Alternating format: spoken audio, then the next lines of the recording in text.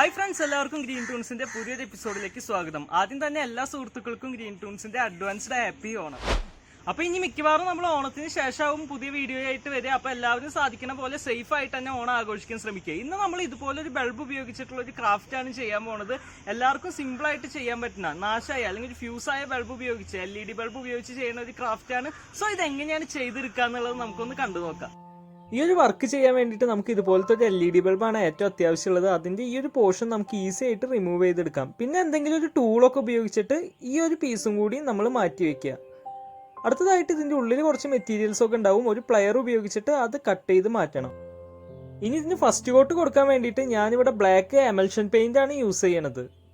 നിങ്ങളുടെ കയ്യിൽ white enamel paint അല്ലെങ്കിൽ പ്രൈമർ ഉണ്ടെങ്കിൽ അത് ഉപയോഗിച്ചിട്ട് നിങ്ങൾക്ക് ഫസ്റ്റ് കോട്ട് കൊടുക്കാം. പെട്ടെന്ന് ഉണങ്ങാൻ വേണ്ടിയിട്ടാണ് ഞാൻ ഈ ബ്ലാക്ക് എമൽഷൻ പെയിന്റ് തന്നെ ഇവിടെ യൂസ് ചെയ്യണത്. മറ്റ് പെയിന്റ് ആണെങ്കിൽ ഉണങ്ങാൻ ഏകദേശം ഒരു ദിവസമെങ്കിലും നമ്മൾ വെയിറ്റ് ചെയ്യേണ്ടി വരും. അധികം പാച്ചൊന്നും ഇല്ലാത്ത രീതിയിൽ കളർ ഫില്ല് ചെയ്ത് കഴിഞ്ഞാൽ നമുക്ക് ഒരു അരമണിക്കൂറിൻ്റെ ഉള്ളിൽ തന്നെ ഇത് ഉണക്കിയെടുക്കാൻ സാധിക്കും. ഇത് നല്ലതുപോലെ ഉണങ്ങിയതിന് ശേഷം നമുക്ക് കുറച്ച് വൈറ്റ് അക്രലിക് കളർ അല്ലെങ്കിൽ ഫാബ്രിക് കളർ നിങ്ങൾക്ക് ഇതിൽ അപ്ലൈ ചെയ്ത് കൊടുക്കാം. ഞാനിവിടെ ബ്ലാക്ക് കളർ കൊടുത്ത കാരണമാണ് അതിൻ്റെ മീതെ വൈറ്റ് കളർ അപ്ലൈ ചെയ്യുന്നത്. എങ്കിൽ മാത്രമാണ് നമ്മൾ അടുത്തതായിട്ട് ഇതിന് ഏത് കളറാണോ കൊടുക്കുക ഉദ്ദേശിക്കുന്നത് ആ കളർ കൊടുക്കുമ്പോൾ കറക്റ്റായിട്ട് അത് നമുക്ക് ഇതിൽ കിട്ടുള്ളൂ. അധികം പാച്ചുകളൊന്നും ഇല്ലാത്ത രീതിയിൽ തന്നെ ഈ ഒരു വൈറ്റ് കളർ ഇതിൽ ഫില്ല് ചെയ്തെടുക്കണം. അങ്ങനെ ഇത് ഓൾമോസ്റ്റ് കംപ്ലീറ്റ് ആയിട്ടുണ്ട്. അപ്പോൾ ഇതും നമ്മൾ കുറച്ച് നേരം ഉണങ്ങാൻ വേണ്ടിയിട്ട് വെയിറ്റ് ചെയ്യുക.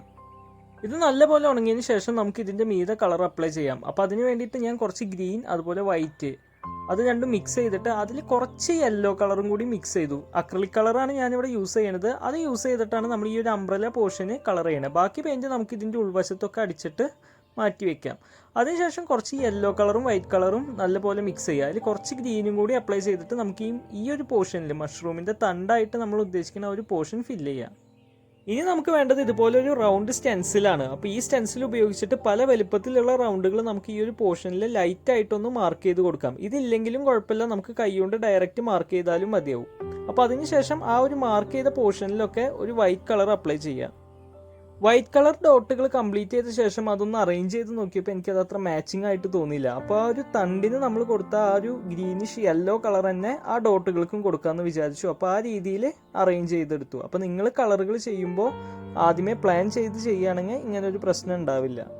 സോ നമ്മുടെ ഏകദേശം പണികളൊക്കെ കംപ്ലീറ്റ് ആയിട്ടുണ്ട്. ഇപ്പോൾ ആ ഒരു മഷ്റൂമിൻ്റെ ഷേപ്പിലേക്ക് നമ്മളിത് ക്രിയേറ്റ് ചെയ്തെടുത്തിട്ടുണ്ട്. ഇനി നമുക്ക് ഈ മഷ്റൂം ഹൗസിന് വേണ്ട ഡോറ്, വിൻഡോ അങ്ങനത്തെ കാര്യങ്ങളാണ് ചെയ്തെടുക്കേണ്ടത്. അത് ഞാനിവിടെ പെയിന്റ് ഉപയോഗിച്ചിട്ട് തന്നെയാണ് ചെയ്യണത്. നിങ്ങൾക്ക് ക്ലേ അല്ലെങ്കിൽ അങ്ങനത്തെ എന്തെങ്കിലും മെറ്റീരിയൽസ് ഒക്കെ കിട്ടുകയാണെന്നുണ്ടെങ്കിൽ അത് ഉപയോഗിച്ചിട്ടും ചെയ്യാം.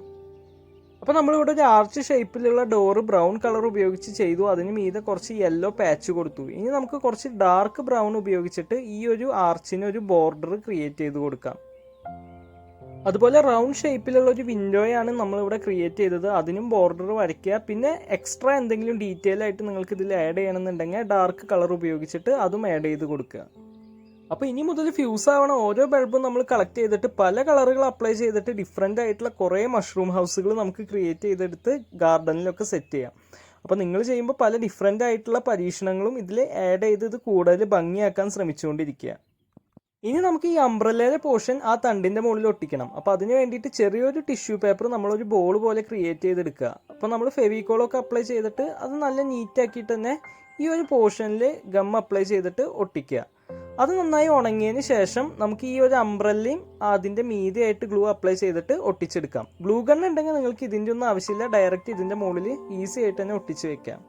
അങ്ങനെ നമ്മുടെ വർക്ക് ഇവിടെ കംപ്ലീറ്റ് ആയിട്ടുണ്ട്. അപ്പോൾ നമ്മുടെ ഗാർഡനിലത്തെ ചില ഏരിയകളിലൊക്കെ നമുക്കിത് സെറ്റ് ചെയ്ത് വെക്കാം. അപ്പോൾ ചെറിയ തണ്ടുകളൊക്കെ ഉണ്ട്, മരക്കുറ്റികളുണ്ടെങ്കിൽ അതിൻ്റെ ഉള്ളിലേക്ക് നമുക്ക് ഈ ഒരു പോർഷൻ ഇറക്കി വെക്കാം.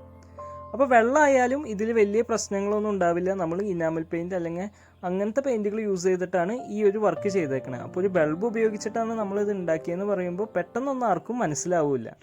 അപ്പോൾ നമ്മുടെ കയ്യിലുള്ള കുഞ്ഞു കുഞ്ഞു സാധനങ്ങൾ അതുപോലെ ഫ്യൂസായ ബൾബൊക്കെ ഉണ്ടെങ്കിൽ അതൊക്കെ വെച്ചിട്ട് ഈസി ആയിട്ട് തന്നെ ഈ ഒരു മഷ്റൂം ഗാർഡൻ ഹൗസ് സെറ്റ് ചെയ്തെടുക്കാനും നമ്മുടെ ഗാർഡനിലൊക്കെ അടിപൊളിയായിട്ട് വെക്കാനും സാധിക്കും.